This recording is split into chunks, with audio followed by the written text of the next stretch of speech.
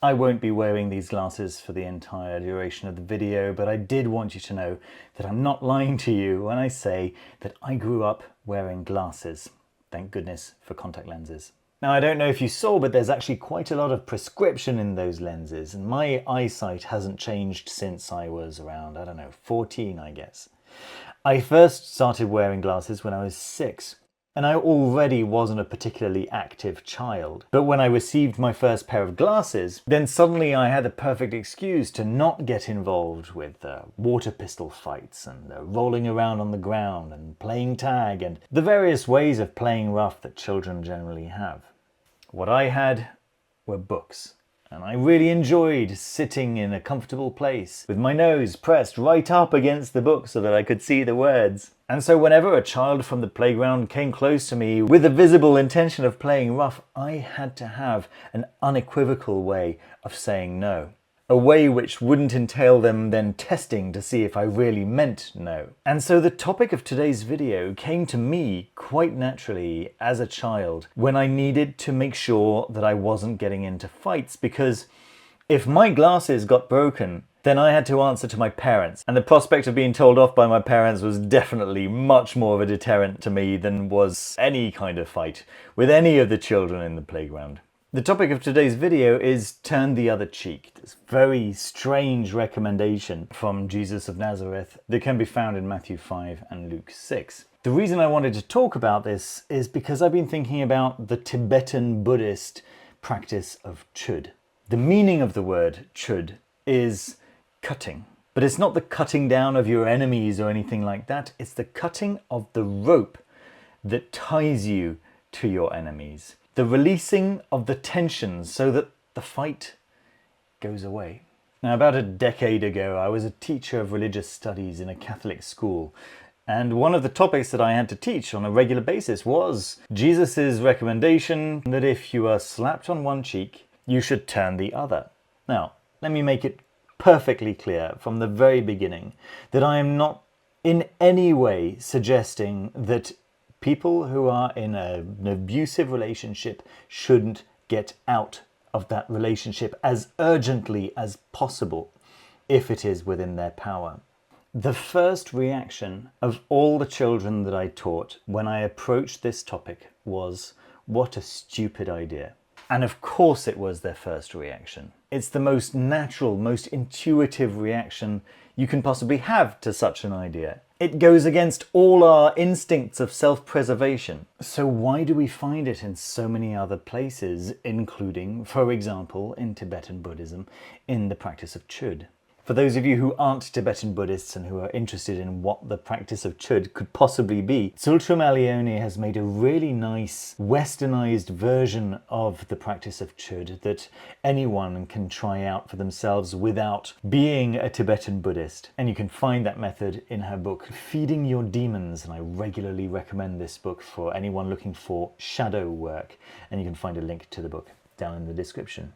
And the whole point of this practice is to personify an aspect of your life that is not going according to your will. And then you have a conversation with this personification. And then you actually sit in the place of this personification and experience life through that personification's eyes. Experience what it's lacking, experience what it needs. And then through a series of visualizations, you gift your entire self to that aspect of your life that isn't going well, which ends the struggle, both sides pushing or pulling against each other, allowing that energy to be dissipated and the situation to be resolved. Of course, this isn't a panacea, this isn't a solution to all situations, but nevertheless it is a very powerful practice, and many people report how beneficial it's been for them. I've experienced the benefits myself, and I can really recommend the book and the practice. But hopefully you can already see the parallels here between the practice of chud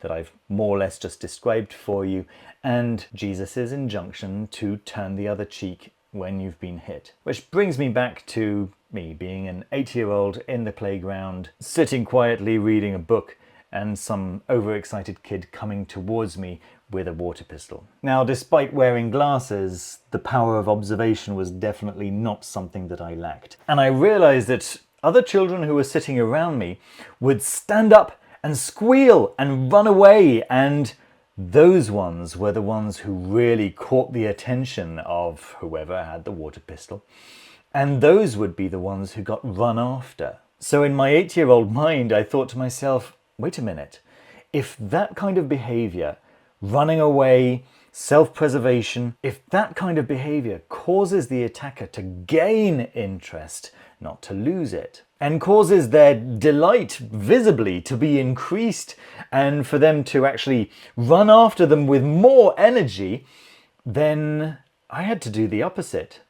And so whenever I was approached, I would look up and acknowledge the attacker calmly and look back down at my book. The attacker was then completely put off. They had nothing to fight against. They had no resistance. They had nothing to play with. And so they went to find something that they could play with.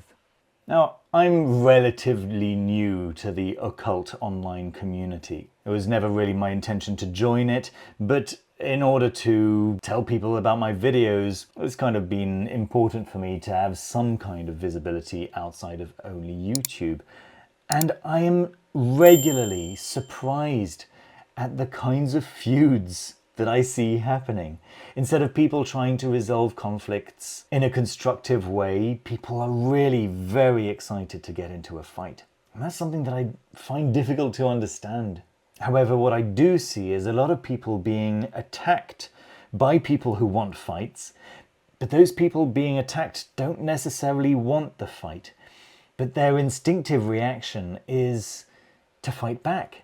And now suddenly the attacker has got all this energy. You fought back? Great! I've got some energy to work with now. And I know many of you are probably thinking you've got to fight back. You've got your honor to fight for. You've got your reputation on the line. You've got so much to lose. Of course you're going to fight. But actually, I think that this is one of those secrets in life where doing the opposite of what seems obvious, instinctive, is the right thing to do. You know those finger traps where the more you pull away, the less possible it becomes to pull your fingers out, and actually you have to push your fingers back in to then pull them out, right? I think that's a perfect analogy for the phenomenon that I'm trying to talk about. Think about how many meaningless arguments you've got into with people you don't care about, where your need to be right has kept the argument going for way longer than it needed to be, and where a simple lack of response simply would have let the air out of the aggressor's sails, or even an acknowledgement of gratitude, thank you so much for pointing me to my mistake, and then the conversation's ended. You can block that person and you never need to deal with them ever again. But the conflict is dissipated. Now, does this mean that you need to walk away from every fight? No, some fights are absolutely worth having. And if you are in a position where your fighting will have a positive impact, then go ahead and fight. If your fighting will save lives, then go ahead and fight.